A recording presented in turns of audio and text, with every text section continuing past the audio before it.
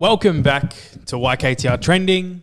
What's up, Ice? Hey, bro, what's up? Not much. Ready to go? Got a few topics lined up for today. We haven't done this for a minute. Been doing Inside YKTR. Yeah, definitely. I ended up taking down that episode, but I'll touch back on it because I don't feel like I covered it well enough. But this episode is talking about things we're interested in. So Exactly. let's roll. Topic one, you put the post up. I know D-Rock put the post up. Shout out to D-Rock. D-Rock copied me. Friend of YKTR, D-Rock. Apparently, I don't know. We'll see. We Shout hope out so. to D-Rock. Yeah, he's selling his crypto and investing in sports cards. No, other way around. Sorry, you're selling your sports card, investing in crypto. You pulled the safe out, got all your cards everywhere. Did you list any? Yeah, sold about $3,800 worth of cards in an hour, which Not a was bad little kitty. Yeah, which is good, and put it straight into crypto. And I sort of put up a post as well that I'm selling some sports cards and moving towards that.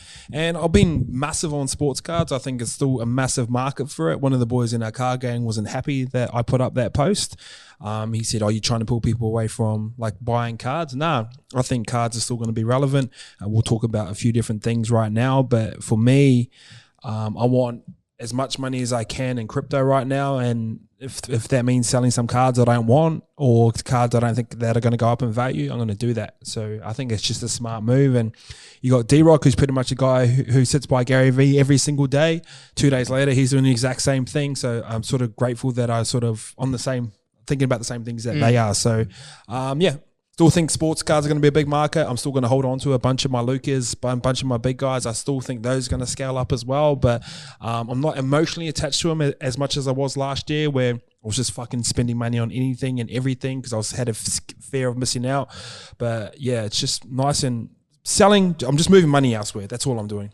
Yeah, a bit of fun, and the sports cards are still going to be there. I guarantee as soon as the prison box comes out, you're going to be first in to try and catch a mellow. Yeah, it's fun pulling out a box because there's that gambling element to it as well. But if there's graded cards, I'll probably buy graded cards. I feel like I'm at that point now where I'm not as emotionally invested into stuff that's investing. I'd rather invest for long term, and that's why I do the things the way I do them. Yeah, and I think a lot of people in the comments are like, "Oh, where's the crypto podcast? Where's this? Where's that?" But you're so new in the journey that it's probably like better avenues for people to learn at the moment. Yeah, of course. I'm still learning. I'm putting money into it as much as I can, not as much as I can, but I'm still learning. So what I've found in the past, I usually get excited about something and then I'll podcast and then I'll start talking about it. And then I don't know. I just kind of don't want that on me this time. I think I've learned from the past, but I do have a list of guys that I do need to interview. I can ask the right questions.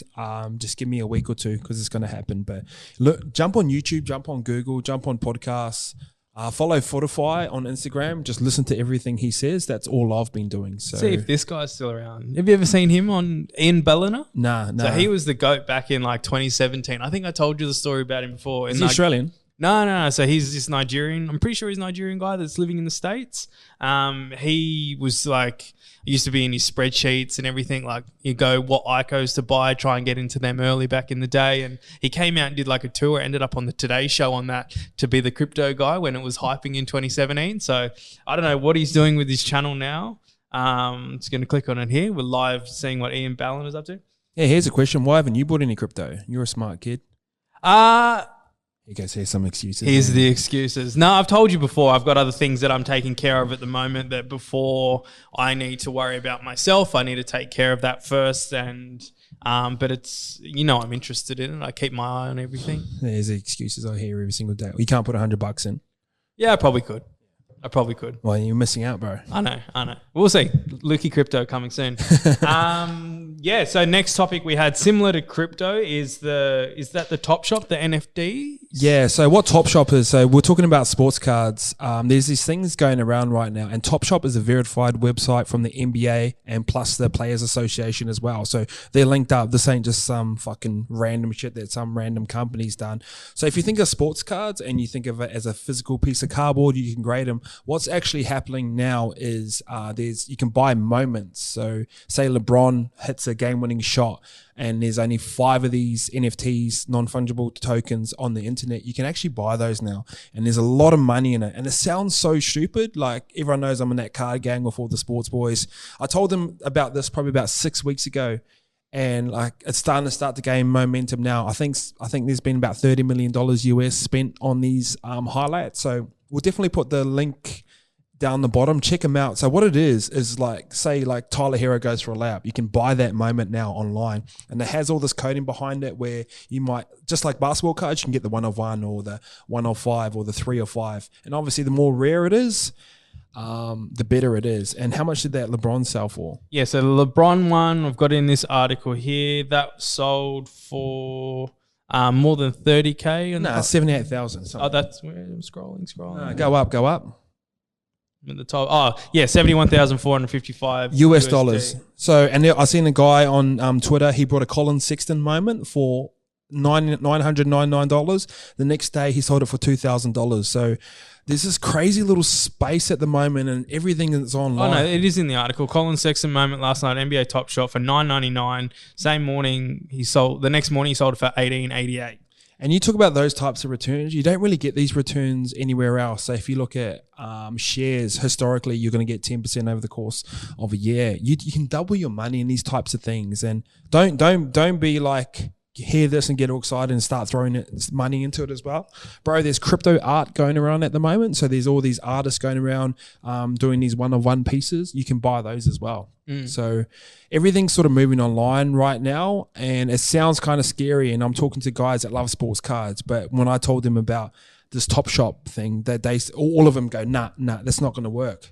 It's backed by the NBA. It's backed by players. Cryptocurrency is going to be the currency that they use for it. It's just a way forward. It just sounds like a little bit scary right now. Yeah, I think you'll start seeing a lot more things move across to the blockchain, because I think it's just more of a transparent way to do transactions. Like even things like property sales will start moving towards that way. So it's something that's going to keep coming. I think the hard thing for people to understand, and it was interesting, they were talking about on Impulsive yesterday, that it's just because it's not like this is a pen. I can grab this pen. It's not a sports card. I can't hold the sports card. You're buying a digital asset.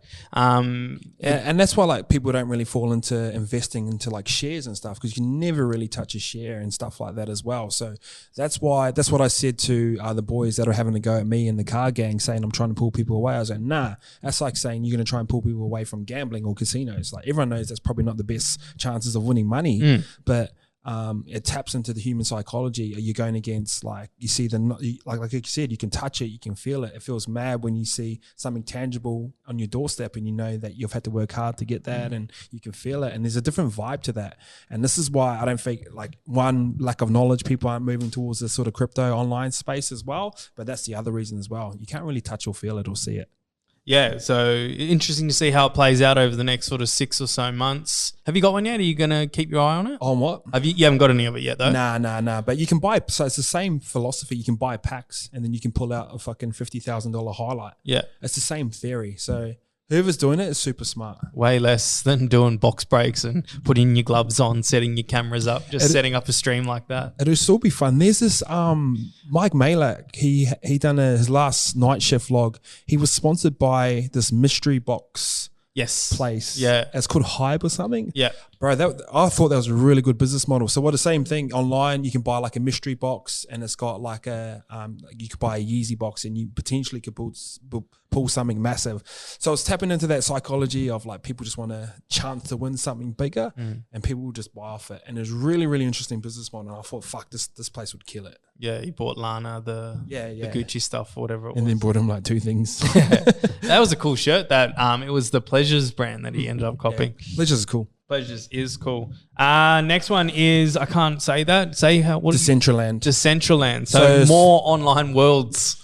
Yeah, this is probably fucking spinning your head out, but there's this place online called Decentraland. So if you think about, there's a movie called Ready Player One, and have you seen that? No. Ready Player One. You've not seen that movie? No, I'm not a movie dude. It's a fucking watch it tonight. It's the grouse. So basically it's VR. So he lives in this rough spot. He puts on this VR thing and he moves into this whole different world. That's what Decentraland is. So Decentraland is this place online. It looks proper kiddies. Like it's like a proper little, but what people are doing, they're actually buying property in this Decentraland. So there's only so much space in there. And it's just like, think about New York. So say New York back in the day when people got there, people were trying to buy the prime real estate straight away. So it's built like this and you can buy little grids and then you can set up your own land. But I think some properties are selling for like over 100K already. It's got its own currency. It's called Mana, like MANA. And you can buy that on like Coinbase and all that sort of stuff as well. Right. So I've been buying the currency Mana from Decentraland, hoping that it goes up.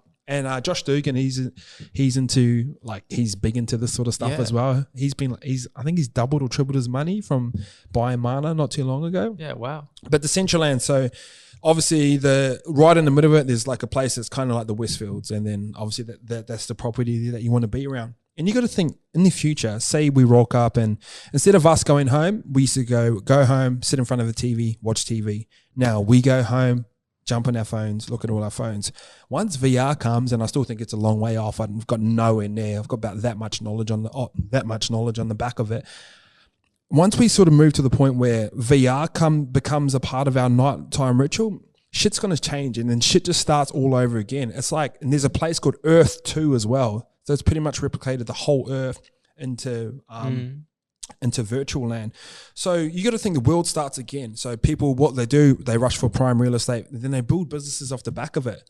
And one of the boys in the car gang goes, "Oh, everyone's just going to get fat." But what happens if you put on a virtual reality like headset, and you pay a $20 monthly membership, and you can run on a treadmill with David Goggins, or you can train with fucking Drake, or you can you'll be able to sit courtside one day at a Lakers game. Always thought that. Yeah, and like Gary Vee talks about the contact lenses. So someone be sitting on the side of the game, and you just go home, and we live here in Sydney, and we're like, oh, boom, and then we pay our cryptocurrency to go sit lakeside at the Lakers, and it'll feel exactly like you've been there. Because if you put on a VR set before, have you ever done it? Once, and I've done it at my friend's Blake, and it's only a PlayStation one, bro. And I was walking across this little pole like that, and you have to jump off. I'm just going like, right, it's a fucking trip out. Think about when you're asleep and you're dreaming something, your body doesn't know the difference. You know when you're dreaming and you're falling out the sky and it feels like you're going to hit the water, you wake up, bro, you're sweating, your heart's racing. Your brain can only process what your eyes can see. And once we move into a world where it's fucking VR, all that stuff's just going to happen. The world's going to start over again. It's going to be a race for property. And off the back of that, everyone starts to build their own businesses as well. I feel like I'm on Jordan's Room. That's the reference that he used for falling in love. What? When you're in a dream and you're just falling and then you just can't wake up. Yeah, next one, I put this on the sheet. David Dobrik, he's back on his second channel. He uploaded his new house tour, $25 million house. Did you watch it? Yeah, I watched it. It's cool. And he's you got me into David Dobrik. I kind of wasn't into him at the start. I remember I actually do the first one and you were like, nah, this ain't it. I don't know. And then I think you need a few reps, and then you sort of appreciate the journey of like moving into 1300 Vine or whatever it's called, and then to where he is now. Yeah, of course. And I've kind of more gravitated towards Logan Paul because I feel like I could. And like he does it really, really well. Like Mr. Beast is the biggest YouTuber in the world, but I don't necessarily love his content. But I do love David Dobrik's now because he does a lot of good things, man. He gives away cards like they're fucking $50 gift vouchers. I know. But his house tour is sick. And his dream's always to be a TV host, and he's just built his own studio. Exactly. So he's just literally built, like he's the kind of character that could be like a Letterman or one of those guys in the US, and he's literally set his podcast studio up. So he's sitting in his chair, and then he's got the couches, he's got Jason Nash, and he'll have guests and whatnot. Straight off the bat, he's got Halsey hanging out in his studio. So I think that view's got like a couple of million views already, and that's just a podcast clip. So and they sort of pay attention to what they do. Like he was a daily vlogger, like Logan was a daily vlogger. They're moving into this podcast space now. So like there's obviously something in it, you know what I mean? They're not just doing it for the fucking sake of doing it. And then like the other part of this conversation is like he's been someone that's sort of gone through his YouTube and his entertainment career without any sort of controversy. And then some of the old vlogs, the cancel culture is sort of slowly catching up with him. He's had on the H3 podcast, he's had Big Nick, who was the short guy that was always hanging out with him. used to bully him, take jokes about him being short and use it as part of the content. Sort of like Dwarf Mamba vibes. Yeah, very similar to that. But I think Big Nick used to play into that card as well. And if you have watched David's vlogs from the beginning, he always used to vlog with Big Nick's mum as well. So it's not like there was no voice of reason back there for Big Nick, but you can never know what's going on in someone's head. The second one, again on the H3 podcast, came out with Seth, who was, I think I've showed you the video where they swapped Jason for Jason and Corinna out, and he makes out with Jason instead of Corinna in the old man mask on the couch in their old apartment. No, I haven't seen that. So I don't know. Imagine that happens to you. You've plastered all over the internet. You've just made out with a dude, and it's not. So he's coming out saying that really came out and hurt him, and then they did it again to him as well. They cast a whole fake TV commercial for this guy to be in, and then they swapped it out again. He ended up making out with Jason in the commercial too, and I don't know. There's just a few things that, in hindsight, probably not the right thing to do to somebody if you're looking at it through that lens, but. I don't know. It's just the timing of it. It's all interesting. Saying that, like David's just coming out with his new podcast studio. He's just posted his new house, and then all of a sudden, these the former Vlog Squad members saying that they were treated bad, and I'm not sure how it plays out. I think characters are always important, and when you're starting to make vlogs every single day, fuck, you need some content. And like once you're in that sort of world, but sometimes you just move really, really quick. But like that characters part's super important. So YKTR, for example, like we've got Scope now, Semi's come in. People know Chicken. Like we use these different types of characters because if it's always about me, it'd fucking get boring. Because I've grown up over this last 4 years, and like the things I used to be into and talk about 4 years ago, like that's probably what the boys still love talking about now, where I kind of move this way as well. But I also understand that we need characters as well. But yeah, like it's that cancel culture stuff. I heard that Ace Ventura got pulled off Netflix. Oh, really? Because do you know Ace Ventura 2 when Nature Calls? They got Dan Marino. So basically the part on it that everyone got mad was there was a girl and she was like a guy. And then everyone like ended up kissing her, and then like Lewis Einhorn's a man, and everyone's going, oh yuck, yuck, yuck. Right. So they had to pull it off Netflix and stuff like that. So I don't know, times have changed, but I just don't think digging in the past is because everyone, like if I dug into your past, if you dug into mine, we've all said and done shit that is probably not right in today's standards. You know what I mean? Exactly, and. I don't know. I think it'll be interesting to see because it's not like David's come out and said anything about it as well. And both Big Nick and Seth were quite respectful in the way that they're talking about David. They still weren't throwing him under the bus. Seth was a bit more throwing around like sexual battery and word terms like that, which you can't. I can't comment on all that in his mind what he's thinking there. But I don't know. It'll be interesting to see how it does work out for David and. I just want to keep seeing him vlog because I think he was always a big motivation for me to get into the content world. Who's the big dog vlogger? It's just Mr. Beast now, eh? He's just pretty much taken over. Well, you wouldn't even call that a vlog anymore. Like there's such high produced content where I think the last one he was going around giving out PS5s. He's like got a tipper truck. He's got the circle That'll be around. Us soon, giving out PS5s. Yeah, fingers crossed. Get one in the office first. Fuck, we didn't even play it. Yeah, I know. We sort of talked about, we watched a little bit of content about the 100 Thieves and the blueprint. I thought that was super interesting. I know you've always got your eye on other people's content that's going to help us. I thought that was, the content side of it was really interesting, eh? Yeah. And just how it's little labelled up and they've got these nice big fucking screens and gets the motivation going, doesn't it? Yeah, the 100 Thieves guys, we keep bringing it up, but they know content. I think in terms of like what we would actually produce, I think we produce more phase style content in terms of like being a bit more culturally relevant and talking about the stuff that we talk about. It's probably more phase aligned if we're talking about like the gaming world out there. But in terms of what 100 Thieves, we're not far off. Yeah. Like they're quite similar but different in the same thing. They've got that cringy bit more style humor where we're a bit more cutthroat in the jokes and whatnot that we would probably make, which would be more aligned with phase. Phase/Barstool, aren't we? Is that what we're chasing at the moment? Bit of complex and then try and be YKTR. Exactly right. I think off the Dave Portnoy show, the back end of it yesterday, someone asked a question. Dave mentioned, must have been a couple of years ago, that he was going to scan the papers because you know how they started literally being a newspaper. So he was going to scan the Barstool printouts and start uploading to the website. And they're like, cool, where did that idea go? He goes, nah, I don't want to open that can of worms. It's cancel culture, the shit that we used to put in those magazines. He tried to cancel him out last year, eh? He just come on the front foot and he goes, yeah, have I said things in the past that I regret? Yeah. Do I do it for entertainment? Yeah. Yeah, exactly. What were your thoughts? I know it drops tonight. We'll probably get this up before the Ice Project goes out tonight. What were your thoughts on Grace referring to Barstool? Because I thought that surprised me in that. I guess everyone understands internet culture, and if anyone is, she's definitely going to be her. But it still surprised me that she was like referencing it, something that she would think is cool as well. Yeah, I thought so too. And in terms of transparency, of all transparency, he's the king. And you want to talk about the things he was talking about last night about rooting like 25-year-olds? Yeah. How old's Portnoy? 40? He's 44, I think. Maybe even older. Dave Portnoy age. 43. So basically he was at this TikToker's party who was 21 and he was trying to get with her sister who's 25 and people were saying like, you shouldn't really be doing that. And what was he saying? He's like, I'm rich, I'm funny, I'm good looking, I got a lot going for me, fuck off. Something along the lines of that. So. Clip that and put that in there. That'd be a giggle. Yeah, so yeah, shout out to Dave Portnoy. I think when a lot of people see our content or anyone that they sort of gravitate towards or I think attracted to is the wrong word because that's kind of sounds sexual.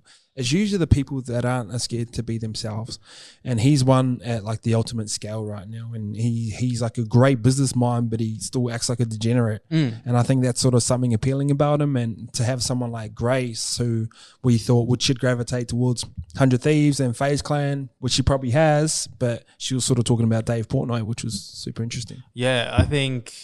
With the whole Barstool, our model, it's just like the whole characters of everything. I think there was an interesting comment. They deleted it after I replied to it, which I hate when they do that. They make a comment, you reply thoughtfully, and then they delete it. So you use your comment. But on Simmy's one last night, someone's like, stick to footy chat. And I was just like, well, we've got scope for that. Keep an eye out for his uploads. We've got plans to talk about everything in pop culture and sports and everything. So yeah, and like we understand we come from a football background and people just like fuck footy, and they want to hear about it all the time. But that just ain't us. And if you look at a lot of footballers now, say let's use KP for example, got rated #1 best looking in like in the roasties thingy. But he's got so many different elements to it now where it's just not all about football anymore. And I think our platform YKTR and YKTR Sports caters to everything because football players are into taking photos now. They're into music. They're making clothes. They're making content. So we just want to be like the hub for all that. And like one-on-one content for footy play, like go listen to Bloke in the Bar because he does it the best. And I don't want to go into that realm of big one-on-one conversations. I'll have ones here and there, and Scope will have them here and there. But I think we want to gravitate to our content towards this way a little bit, where it's maybe Scope and 3 boys and just more interactive type chat. So definitely going to be a fuckload of football content coming because that's our base. But we're going to be talking a bunch of other shit as well. I'll tell you what the irony of it all is. What? It's like when you get criticised for building this, the thing people tell you is, oh, you've done it because of footy. You've done it because of footy. And then, okay, so we try and do something else. And then they go, nah, stick to footy. It's like you can't please anyone. Yeah, that's it. I'll say if you try to please everyone, you're going to please no one. So we're just going to do what we do. And if you fuck with our content, cool. If you don't, like, bro, there's so many avenues. Fox Sports is big, you know what I mean? Like Channel 9's big. Bro, Denon and Kim's big. Like Rugby League Guru's been making some really good content. Go follow Rugby League Guru. He loves talking about football. Yeah, and shout out to Roasty for giving blokes like that platforms, doing the Q&A on the stories. Roasty's and I think Roasty's got to a point where he probably like identifies similar to what we're doing. He goes, I identify talent. Rugby League Guru is a good. I've listened to his last Q&As of everything, and like I'm not saying I'm a fucking football nerd, but I agree with 99.9% of everything he's saying. It's quite thought out content. He's just not, you'll just fucking throw shit at the wall, hope stuff sticks. He actually loves football. So why not give these guys a platform? Yeah, exactly. So until next episode of Trending, can't even see the whole trending screen in the thing. It's cropped down, but there is a screen that says trending there. We'll be back whenever we're back. Buy crypto, look into Decentraland. If you're into basketball cards, Top Shop, fucking get educated. I feel like I need to give my old banking general advice only warnings. Nah, do it. Educate yourself first. That's the theme. Exactly.